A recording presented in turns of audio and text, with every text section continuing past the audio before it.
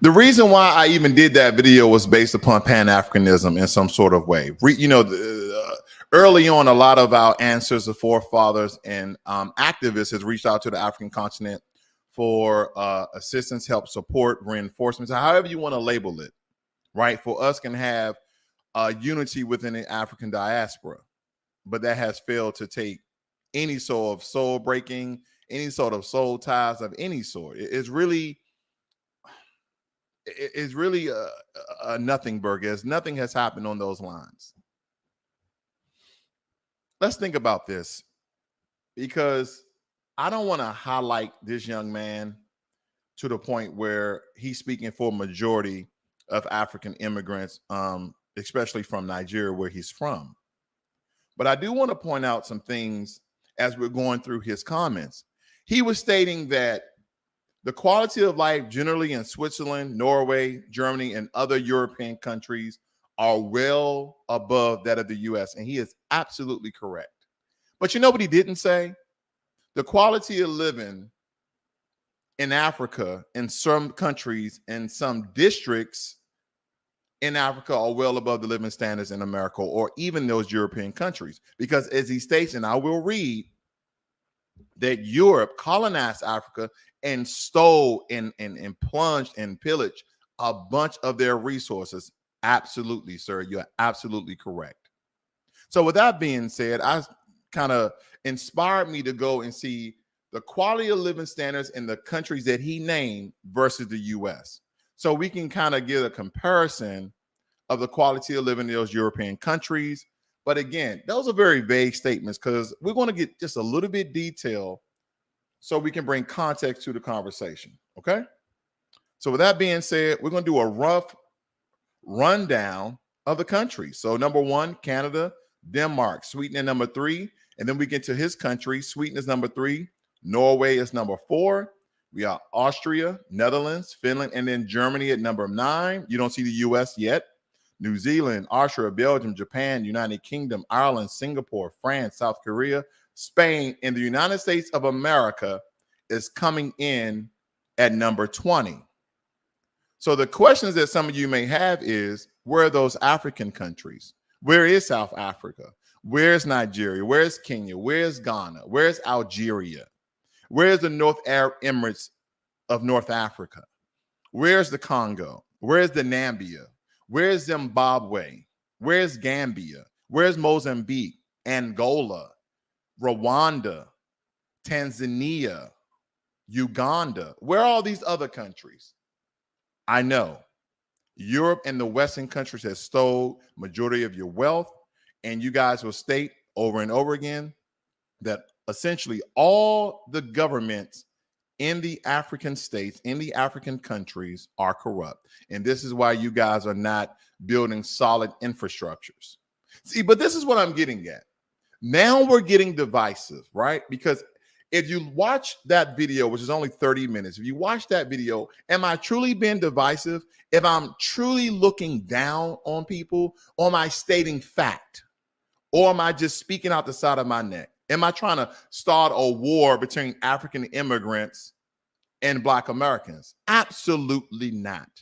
See, anytime that people reveal things about people's culture, heritage, country, we start to get very divisive. We start to get very angry. We get into our emotion. We have to separate fact from fiction. We look at the quality of life, the score of 93 overall. Is it affordable? Absolutely not. See, you have to get a job there. You have to become, go over there on a work visa, student visa to even get into those countries because they don't have open immigration laws like America. And this is why America is now being reclaimed and now being relabeled as a country of immigrants.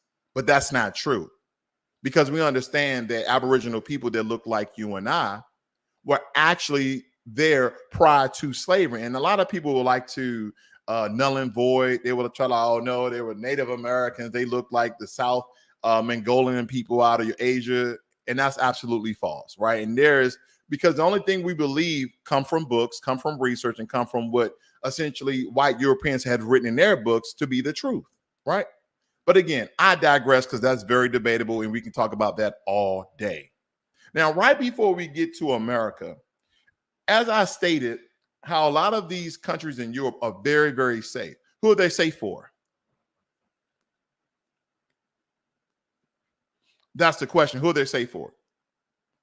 They're mostly safe for the majority of people who look like the government and their representation, meaning they're mostly safe for white people because whether you're African American, don't really like using that term, foundational Black American, American expat with a dark hue, melanated tone, an African or Caribbean immigrant over there for work, trying to be a citizen over there on a student visa, it's not safe for you or not. Because if white supremacy controls and dominates the world globally, they do it majority in the Western world. So that's the things we have to look at.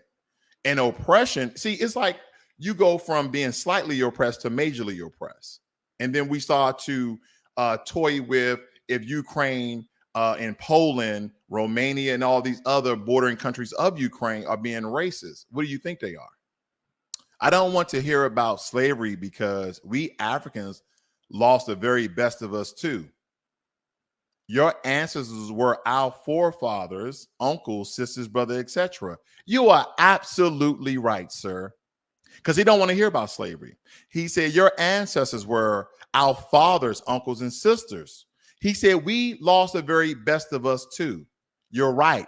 Here we are, Black Americans. Because if you knew anything about slavery, during those warring kingdoms in of Africa, and some of those chiefs during the time, and some of those kings in the different many kingdoms in Africa, was giving us away to white enslavers. And majority of us were the warrior class. It wasn't just citizens of the different kingdoms and nations. We were majority of the warrior class. So you are correct. Thank you for acknowledging that. I appreciate that. And if any of my Nigerian brothers, my Nigerian friends, please let me know. Please go and watch that 30-minute video because I would love to know my shallow, very narrow perspective of the video that I've given. He says here, what the Ukrainians did was open racism. If they had said, wait a bit, but they didn't. He said what the Ukrainians did was open racism. So why go there? Oh, because the majority of the people that went there are students, right? To learn from the racist Ukrainians, engineering, math, technology, science, doctor, law of what land? But anyway, but to refuse students that came to study in your country to exit is pure humane and should be condemned. Gloating about it says a lot about you, meaning me. Oh, okay. So I was gloating about you guys being left and have to walk several hours to the Romanian border, to go to Moldova, to go to Poland, who essentially initially stopped you guys from entering. And then pointing out the fact is, where is the African support? You remember the thumbnail? Where is the African support? Now, African nations are speaking out against the clear and cut discrimination that a lot of those bordering European countries of Ukraine has prevented a lot of the African immigrants from entering and essentially fleeing the war-torn cities and districts of the Ukraine. Now they are. You know why? Because people like myself have spoke out against it, OG. But even in that commentary, even in those videos, we're still going to make a comparison. We're still going to give our own bias and perspective. We call it intelligent thought. So maybe you should research properly about Black Americans. Because again, as you said, we're the warrior class. We're the best of the best because you lost them. We'll all be evacuated in a few days' time. And like I said before, you Black Americans do not need to care if it's not genuine. We can handle our own business. You guys can handle your own business. But you meddle in Black Americans' business when you guys come over here for the many policies and legislations that allow you to that Black American forefathers and civil rights activists have paved the way for easy ingress to be part of our country, to live in our country, to study in our country. But again, the quality of living here is horribly bad. We're number 20, where we have 19 other countries from Europe and Asia ahead of us. But we have one of the largest African immigrant populations in the world.